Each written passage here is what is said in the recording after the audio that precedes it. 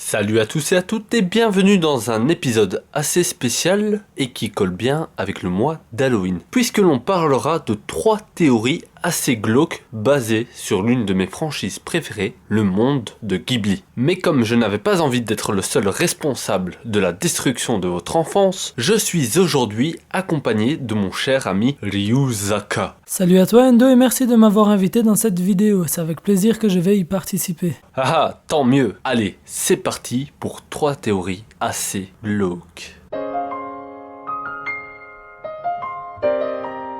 On commence donc très fort avec ma théorie préférée et la plus terrifiante à mes yeux. Totoro est un Shinigami. Si vous ne le savez pas, un Shinigami est un dieu de la mort, qui a pour but d'accompagner les âmes vers l'autre monde. Mais comment diable ce mignon et joufflu Totoro peut-il en être un? Comment peut-il être le messager de mauvais augure? Tout d'abord, la thématique de la mort est très présente dans le film, puisque la mère de Mei et Satsuki est grandement malade, et c'est dans ce passage difficile de l'innocence de l'enfance à une certaine maturité adulte que Totoro fait son apparition. Et ce dernier les accompagne, et les aide en quelque sorte à traverser ses douleurs. Mais là où la théorie devient plus convaincante, repose essentiellement sur la fin. Rappelez-vous, Mei disparaît, et tout le monde la cherche. C'est alors qu'on retrouve une sandale pouvant appartenir à Mei dans la rivière du village. On pense dès lors à une noyade, mais Satsuki refusera cette hypothèse. Leur retrouvaille se fera par la suite grâce au Shabus, que l'on peut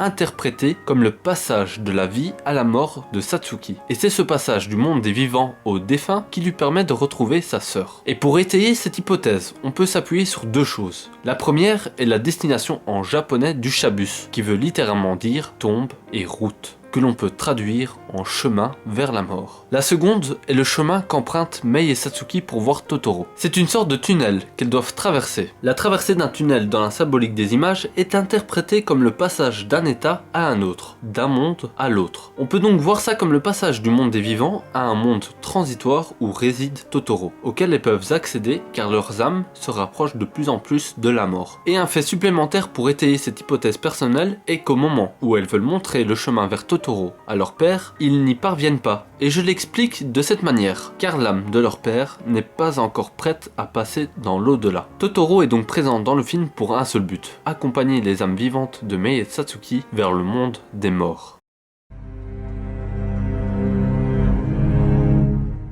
Laissez-moi vous présenter une théorie sur le film d'animation Princesse Mononoke. Avez-vous déjà songé à l'idée que Mononoke était peut-être une offrande à la déesse louve Moro? Je vais argumenter et vous avancer des preuves à cette théorie. Tout d'abord, si vous vous rappelez, à la fin du film, nous apprenons que ses parents l'ont abandonné lorsqu'ils ont rencontré la louve afin de pouvoir s'enfuir, lorsque celle-ci était bébé. Pourtant, un bébé n'est pas un point, loin de là, mais pourtant, Moro nous indique qu'elle a vu ses parents traîner dans la forêt. Ils ont donc jeté leur enfant pour pouvoir s'enfuir. Mais qu'ont-ils fait de mal pour devoir laisser leur bébé derrière eux? Car il ne s'agit pas de n'importe quelle louve qu'ils ont rencontrée, Moro est la déesse des louves. Certains fans ont poussé l'idée jusqu'à tomber sur une chose assez intéressante. Et si les parents avaient tué une fille à Moro et pour demander le pardon, ils auraient offert leur propre fille pour soulager la peine de la déesse, qui l'élèvera pour remplacer sa perte. Cette théorie est intéressante et probable car elle explique la raison de la présence des parents de Mononoke dans la forêt et l'idée de s'enfuir. Souvent, dans la culture japonaise, il est normal de sacrifier un bien ayant une valeur égale à celle que la personne a retirée. Et si ses parents tuent un enfant, ils sacrifient en retour le leur pour implorer le pardon de la déesse. Durant tout le film, Mononoke porte une fourrure blanche sur son dos. Et si cette fourrure appartenait à l'enfant de Moro tué par les parents de Mononoke? Moro, au lieu de tuer le bébé reçu en offrande, décida de l'élever pour remplacer la perte de l'un de ses enfants. Elle décide donc de récupérer la fourrure du louveteau décédé pour couvrir Mononoke avec. Une théorie courte, glauque, mais très intéressante.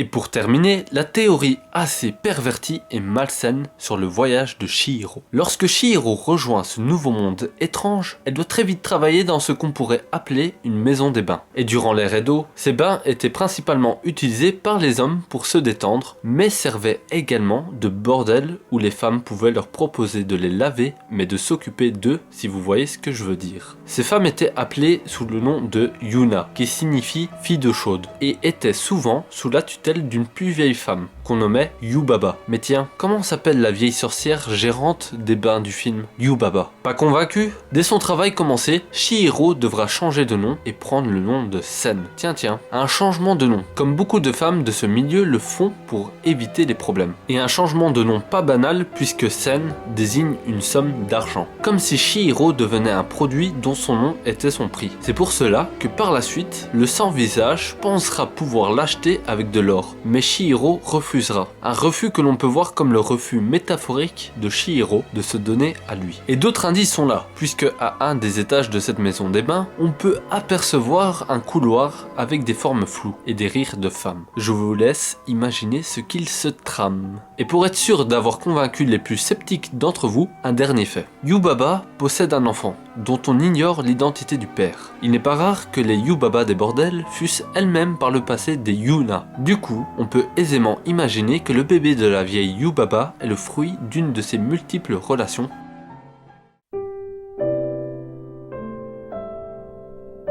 Et voilà, c'est donc la fin de cette destruction d'enfance. J'espère que nous n'avons pas trop brisé vos petits cœurs. En tout cas, si vous avez aimé, n'hésitez surtout pas à nous le faire savoir en likant la vidéo. Si vous avez d'autres idées pour confirmer ou au contraire détruire l'une de ces théories, n'hésitez pas à nous laisser un commentaire. Et si vous aimez notre travail et la voix de ce cher Yuzaka, ne vous faites pas prier. Abonnez-vous. Je laisse donc mon cher ami terminer cette vidéo. Ce fut un plaisir de participer à cette vidéo et je trouve ces théories extraordinaires. J'espère que vous l'aurez donc apprécié, chers visionneurs, et je vous dis au revoir. ねえ、知ってる